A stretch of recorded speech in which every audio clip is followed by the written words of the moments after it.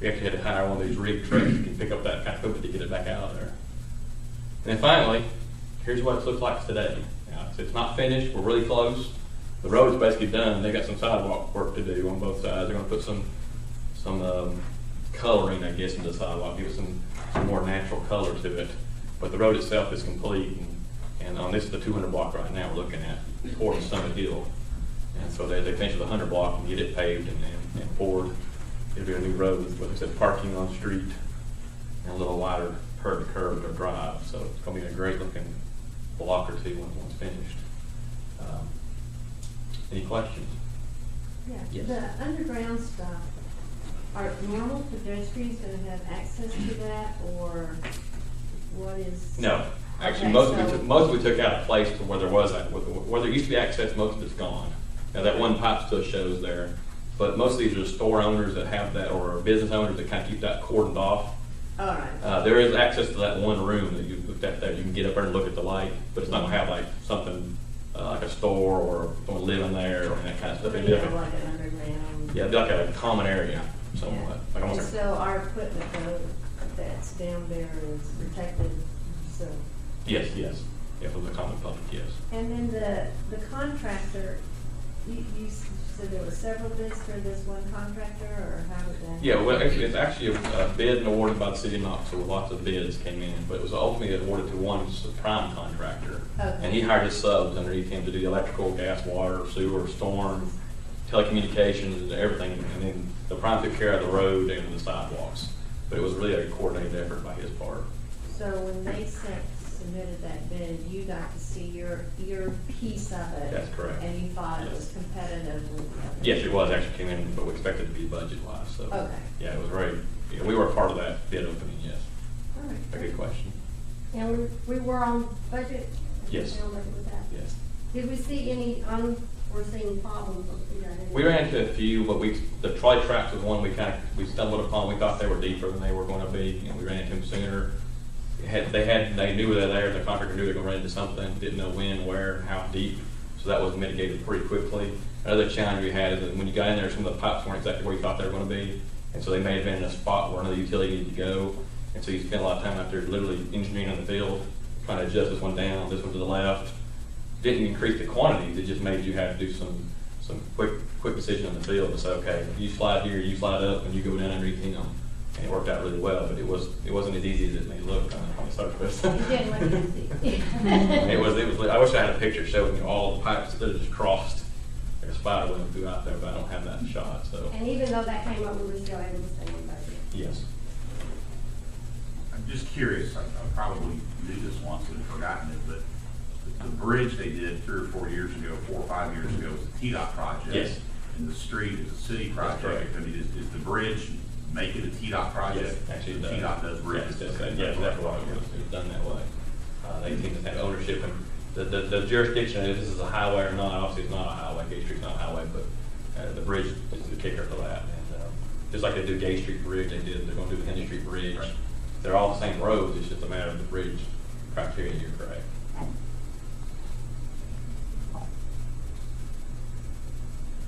Any others? Nice job. Thank you very much. Before we continue, Ms. Palmer just stepped in here. We're glad to have you today and certainly appreciate all your work. She represents the 3rd District and is one of the newer council people and on our tree panel. We're glad to have you. Thank you. Next. Yes. As you know, in the past couple of years, we focused a lot on cost cutting and even announced a recession response plan. And a part of that was how to manage the reduction in staff so we could save money. And I think it's important for you all to know how that's going and how we're managing to make sure that we have the resources we need today and into the future. So I'd like to recognize Don Mosty, our Vice President of Human Resources, to update you on how we're doing. Commissioners, as Ms. Roach said, if you go back to January 2009, we presented to the board KUB's plan to reduce our costs in response to the economic conditions. And as you recall, a major component of that plan is our goal to reduce our full-time staffing through attrition. So the purpose of my presentation today is to update you on our progress these last 14 months, share with you some staffing projections we have going forward, and also spend some time describing our process, our staffing approach, where we ensure that as our staffing numbers decline, we continue to have the skills available to meet our objectives. Just by way of an overview, as you all are aware, our goal is to reach a staffing level of 875 full-time positions, which is about a little less than a 10% reduction when we started back in January '09. And the presentation today really focuses on full-time positions. 95% of our jobs are full-time. We do have around 30 part-time students throughout KUB, and we've got at any given point 10 to 15 part-time call center representatives as well. But the majority are full-time, and that's really our focus as we reduce our staffing and reduce our costs. And we use something we call workforce planning to make sure that we're doing this in a systematic way. And we'll describe that process in some detail, but basically it's identifying those critical skills that we need going forward to meet our objectives and reduce our costs. And the third bullet you can see goes hand in hand with that. If you're going to identify the critical work skills you need, you have to also look at the core functions and look at your processes. And in some cases over the past year, we've consolidated processes.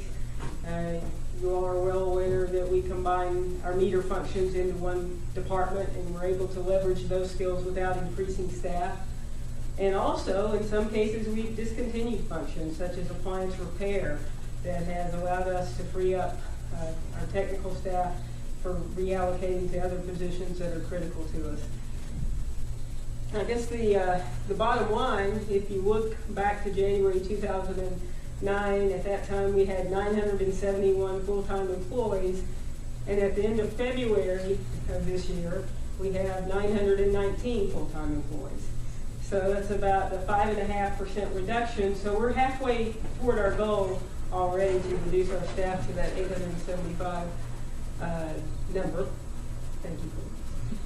And at the same time, as you can imagine, when you're reducing your staff, your goal is to also reduce your base payroll costs. And we've cut about $1 million out of that, or about 2%, and I'll show you that in a chart here in a moment. But I think just as importantly, what you don't want to do is as you're driving down your staffing numbers, increasing your overtime hours. And in 2009, compared to 2008, we have a 26% reduction in our overtime costs. So we're managing that as well, and again, we'll discuss that in some detail later on in the presentation. And the last bullet is really the key factor. That's how this whole process starts, is looking at our objectives, looking at our metrics, reliability, customer service, safety to the public and our employees. And that really is the starting point to determine what are the core functions, what are the critical skills, and everything cascades from that. So that's sort of an overview of our process. You may recall this slide from Mark's mid-year financial update he presented last month. And as our customers have gone up, our employee numbers historically have declined. If you go back to the early 90s until today, it's about a 20% reduction. So managing our staffing plan is really nothing new. We've had a long-standing practice of analyzing our attrition and projecting our critical skills. As I said, we're at 919 right now, and we expect to reduce that number by another 44 positions by fiscal year 2012. And you may recall our original estimate was to reach 875 by fiscal year 2014, but we're on a pretty good pace here, and we think we can actually achieve that 2 years earlier than we initially planned, which equates to about a $10 million savings in our financial plan.